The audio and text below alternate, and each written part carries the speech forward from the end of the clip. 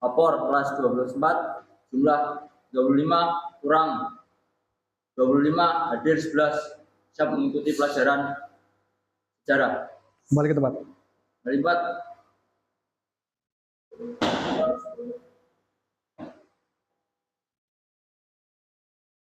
Mengalih pembelajaran sejarah mulai. Sudah selesai. Gerak, cepat, gerak.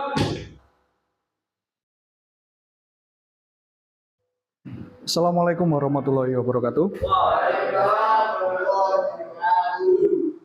Baik, 25 orang dispen, 24 orang dispen DC ke Surabaya semua. Oke. Baik, untuk pembelajaran hari ini kita akan melanjutkan pembelajaran dari minggu kemarin, yang mana di minggu kemarin kita masih tetap mempelajari tentang demokrasi liberal. Yang mana untuk minggu kemarin kalian sudah melakukan riset tentang informasi-informasi mengenai kabinet-kabinet sesuai pembagian dari kelompok kalian. Untuk sekarang kelanjutannya yaitu kalian akan melakukan presentasi berupa simulasi dari talk show dengan tema politik. Bagaimana? Apakah sudah selesai dengan kalian penulisan skrip atau naskahnya, dan apakah kalian siap untuk melakukan atau melaksanakan simulasi dari talk show politik ini? Siap. Oke. Sebelum dimulai, baik mari kalian untuk ke kelompoknya masing-masing untuk melakukan finalisasi dan penyelesaian terkait pembagian tugas dari masing-masing anggota. Silakan kalian ke kelompoknya masing-masing.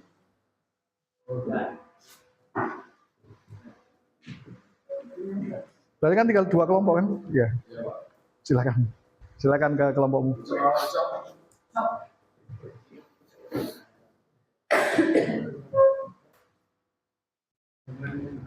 Sudah. Pembagian setiap kelompoknya sudah tugasnya. Siapa yang jadi host? Yang jadi itu Perdana Menteri. Oposisi?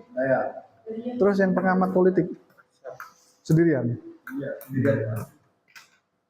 Berarti ini 6. Ini 6. Oh 5. Oh iya.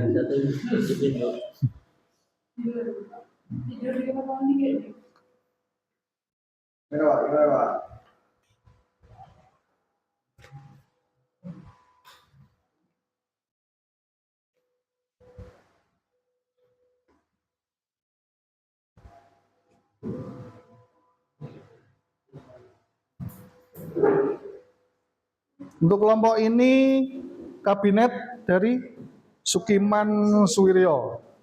Berarti kelompokmu kabinet apa? Juanda.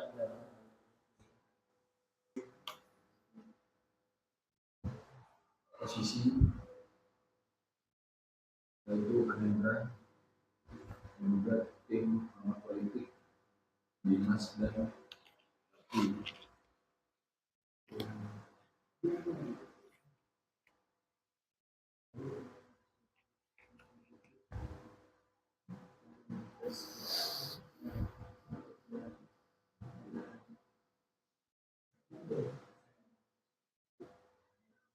kita mulai dengan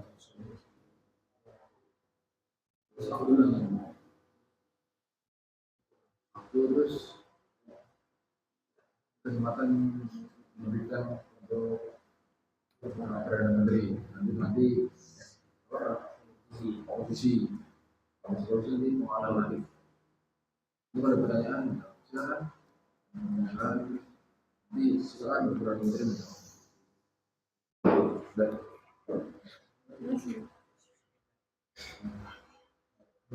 Sudah ya? Bisa ya? Bisa dimulai? Bisa? Baik. Silakan untuk kelompok dari Kabinet Sukiman Suwiryo terlebih dahulu. Silakan untuk melaksanakan presentasinya. Silakan maju ke depan dan tolong ditata mejanya. Cek.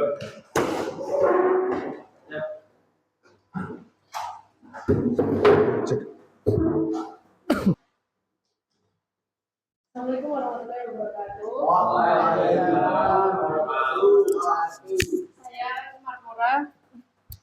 Saya Marmora sebagai host dalam talk show hari ini, dan kita bersama Kabinet Sukiman Suwirjo, dan juga di sini sudah bersama dengan tim yaitu Anendra, Dimas, Cakti, dan Natio.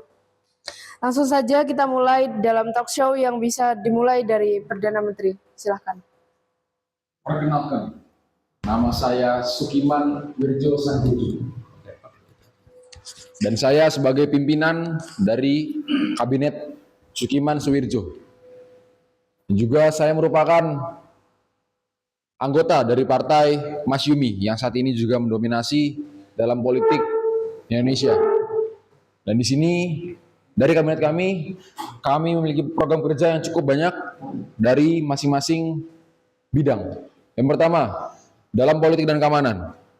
Kami yang pastinya akan menegakkan keamanan dan juga menyelesaikan permasalahan pemberontakan DITI yang saat ini sedang marak, RMS atau Republik Maluku Selatan, dan juga Andi Aziz. Pemberontakan seperti ini atau gerakan separatis seperti ini merupakan ancaman bagi negara kita. Maka dari itu kami sebagai pimpinan akan mengusahakan terbaik dengan memberantas adanya gerakan separatis. Dan yang kedua, kami akan menegakkan keamanan dalam negeri ini, karena itu merupakan kewajiban bagi seorang pimpinan dan juga para aparatur negara. Dan yang kedua, dalam program ekonomi dan juga sosial, kami akan meningkatkan kesejahteraan rakyat. Ini merupakan hal sangat penting karena juga terdapat dalam sila Pancasila. Dan juga ini harus kami usahakan, walaupun memang keadaan saat ini sulit, kami akan mengusahakan untuk kesejahteraan rakyat Indonesia terpenuhi.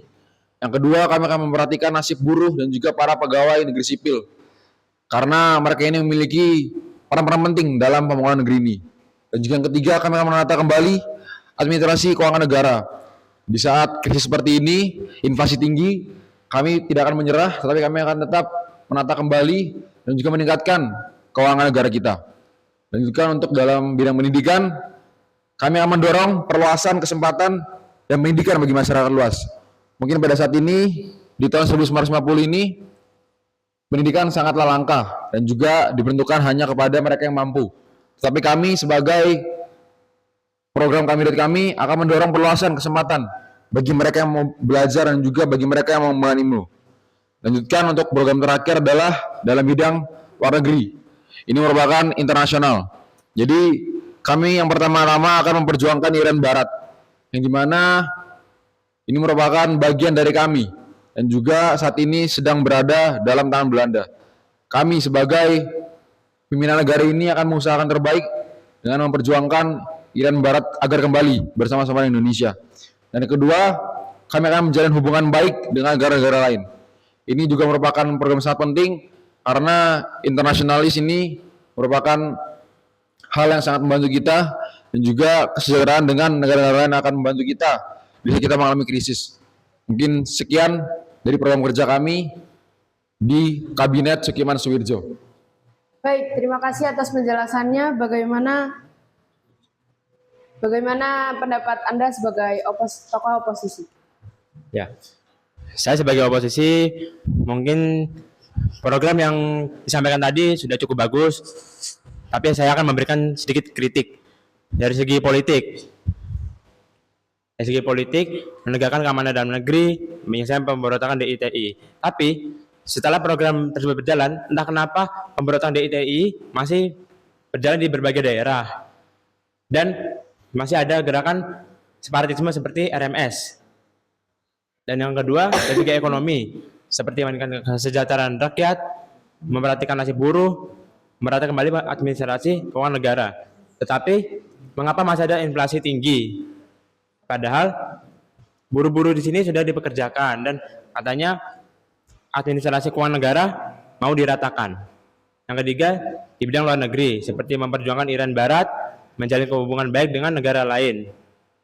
Tetapi di dalam negeri masih ada kritik tajam setelah penandatanganan MSA atau disingkat menjadi Mutual Security Act. Mungkin itu saja yang bisa saya sampaikan atau dari kritik saya sendiri. Baik, terima kasih. Untuk yang selanjutnya, Baiklah. Saya akan menjawab kritik dari saudara. Yang pertama dari bidang politik dan keamanan, itu adalah program kami untuk kedepannya. Saat ini masih dipegang oleh kabinet yang sebelumnya. Dan juga terkait dengan separatisme yang dipimpin oleh RMS dan juga DTI maupun Andi Aziz, itu merupakan pemberontakan yang terjadi dalam kabinet sebelumnya. Maka dari itu kami sebagai kabinet baru yang akan memimpin negeri ini, kami akan memiliki program dan juga kami memiliki langkah ke depan untuk memberantas pemberontakan tersebut. Itu yang pertama. Dan yang kedua untuk pertanyaan tentang terkait ekonomi dan juga sosial.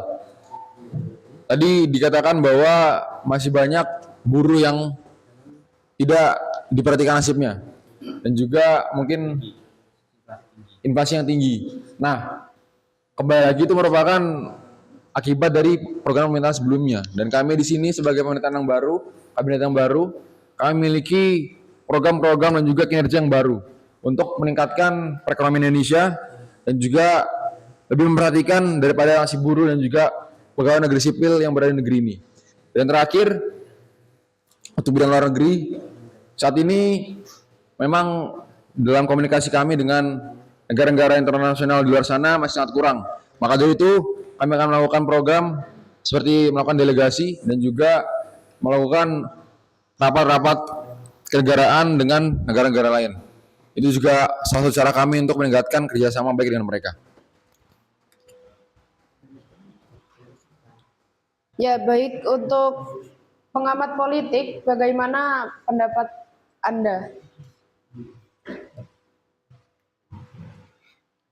Baik, jadi saya pada program kerja Sukiman ini atau Kabinet Mahyumi, saya menyetujui semua program kerja baik pada politik, ekonomi, bidang luar negeri, dan juga bidang pendidikan. Namun, sampai saat ini masalah yang ada di Indonesia ini adalah pada bagian krisis ekonomi, dan juga tuh bagaimana dan juga saya melihat di bagian program kerja ekonomi dan sosial ini menata kembali administrasi dan keuangan negara. Bagaimana cara Anda menata kembali administrasi ini dan agar krisis ini cepat reda? Baik, kembali dalam ekonomi dan juga sosial. Memang saat ini Indonesia mengalami krisis keuangan dan juga inflasi yang tinggi. Mungkin karena terjadi pasca peperangan dan juga masih belum ada lapangan-lapangan kerja yang ada di Indonesia. Maka dari itu yang pastinya kami akan memperhatikan mereka yang memiliki sudah pekerjaan dan juga sekarang mengalami kesulitan. Contohnya seperti yang tadi kami sebutkan, buruh-buruh, petani maupun juga pegawai negeri sipil. Karena kami tidak mau untuk memulai hal yang baru, tapi kami akan mengembangkan apa yang sudah ada.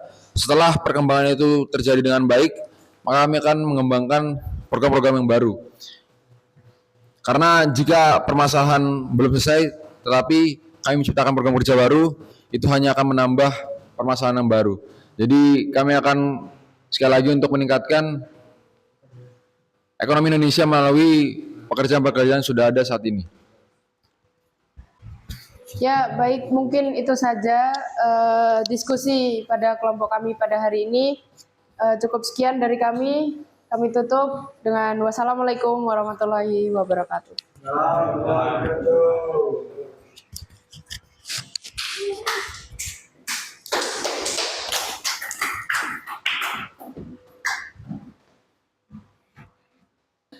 Dari beberapa kabinet tadi yang juga di Moodle saya sudah sediakan bahan bacaannya mengenai 7 kabinet selain kabinet Sukiman Suwiryo dan kabinet Juanda. Nanti itu bisa kalian pelajari juga, kalian pelajari lagi kemarin. Yang mana dari ke-7 kabinet ini, di sini bisa terlihat pola siklus yang sama. Artinya apa? Sebuah kabinet dibentuk dengan program kerja tertentu. Ya, tadi sudah dijelaskan, disebutkan dari dua kelompok ini bahwa setiap kabinet ini memiliki beberapa program kerja, yang mana satu kabinet dengan kabinet lain itu program kerjanya tentu berbeda. Namun dalam perjalanannya selalu menghadapi masalah atau kontroversi yang akhirnya menyebabkan kabinet tersebut goyah dan jatuh. Ya, jadi sering terganti 7 kabinet. Di sini siklus yang sama di sini memiliki rumusan masalah atau akar masalah yang sama, yaitu partai-partai dalam koalisi seringkali menarik dukungannya jika kepentingan golongan atau ideologinya tidak terakomodasi, yang kemudian memicu krisis kabinet. Krisis kabinet inilah yang nantinya akan mengakibatkan kabinet tersebut harus turun atau harus diganti, yang mana krisis kabinet ini akan mengarah kepada satu mosi, yaitu mosi tidak percaya, yang mana ini menjadi mekanisme kejatuhan yang selalu berulang-ulang dan seperti itu setiap kabinetnya. Pasti ada mosi tidak percaya, yang akhirnya mosi tidak percaya ini itu dianggap merupakan salah satu mekanisme formal yang sah yang digunakan oleh parlemen untuk menjatuhkan kabinet, yang memaksa nanti setiap pergantian kabinet itu terjadi mosi tidak percaya, yang akhirnya mau tidak mau harus ganti kabinet melalui penunjukan atau yang dari kabinet Burhanuddin Harahap ini berhasil melakukan yang namanya pemilu untuk pertama kali. Untuk selain itu semuanya ditunjuk oleh presiden. Ini adalah benang merah dari ketujuh kabinet yang sering berganti pada masa demokrasi liberal. Nah, akhirnya dari akhir kabinet Juanda, karena dianggap demokrasi liberal ini tidak bisa memperbaiki kondisi politik di Indonesia dan banyak sekali terjadi pergantian kabinet, maka di sini presiden mengeluarkan dekret yang namanya Dekret Presiden 5 Juli 1959, yang mana di sini isinya yang pertama pembubaran Badan Konstituante. Pembubaran Badan Konstituante ini kenapa? Karena Badan Konstituante ini tidak bisa merumuskan undang-undang dasar yang baru. Yang kedua, kembali ke Undang-Undang Dasar 1945. Dan yang ketiga itu adalah pembentukan MPRS dan DPAS. Nah, ini dekret presiden ini mengakhiri yang namanya demokrasi liberal. Sudah itu, selanjutnya silakan kalian membuka di Moodle tentang refleksi diri. Sudah saya sediakan di situ. Silakan dicek. Refleksi diri. Ini masuk, Pak. Ya. Refleksi diri, Pak. Ya, refleksi diri. Sudah ya? Sudah dicek? Silakan dibuka isinya. Sudah? Nah, silakan itu untuk dikerjakan terlebih dahulu. Ya? Ya, itu dikerjakan seperti biasa di Word. Kemudian nanti Word-nya, filenya itu di PDF-kan dan dikumpulkan kembali di Moodle. Ya, ya PDF. Ya, pengumpulan bentuk PDF. Ya. PDF. Baik, untuk mengerjakan refleksi diri semua sudah dikumpulkan ya. Ya. Ya, jadi itu. Kemudian untuk selanjutnya, untuk kesimpulan pada pertemuan hari ini, demokrasi liberal gagal karena perpecahan ideologis dan juga kepentingan partai yang lebih dominan dari kepentingan nasional. Kembali lagi tadi, untuk demokrasi liberal ini dikenal dengan nama demokrasi parlementer. Parlemen itu adalah kalau kalian ketahui sebagai DPR. Ya, jadi karena parlemen-parlemen ini yang terdiri dari berbagai macam partai, sehingga banyak sekali kepentingan partai ini yang lebih dominan daripada kepentingan nasional seperti stabilitas politik, kemudian kesejahteraan masyarakat, dan juga hubungan internasional. Termasuk tadi juga disampaikan bahwa hubungan terkait memperjuangkan Irian Barat. Yes, sudah. Nah, itu untuk pertemuan hari ini. Apakah ada pertanyaan? Sudah, cukup ya. Baik, sedikit mengenai pertemuan selanjutnya, tapi pertemuan selanjutnya itu akan kita laksanakan setelah asesmen tengah semester. Yang mana untuk selanjutnya, lanjutan dari demokrasi liberal yang mana tadi Presiden mengeluarkan dekret Presiden yang menandai berakhirnya demokrasi liberal, kemudian dilanjutkan oleh yang namanya demokrasi terpimpin, atau yang kalian ketahui atau yang kalian kenal lebih akrab disebut sebagai Orde Lama. Orde Lama, ini Orde Lama. Demokrasi liberal belum masuk. Orde Lama ini pada masa demokrasi terpimpin. Kalau Orde Baru itu adalah masanya Orde Baru masanya Pak Harto. Kalau Soekarno ini Orde Lama, tepatnya demokrasi terpimpin. Baik, itu saja untuk materi pada pertemuan hari ini. Silakan untuk laporan mengakhiri pembelajaran.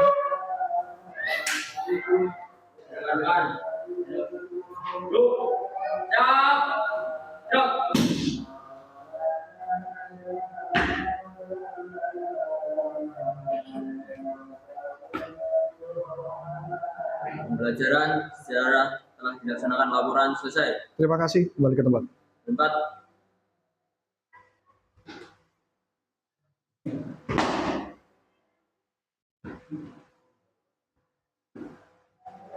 Mengakhiri pembelajaran dimulai.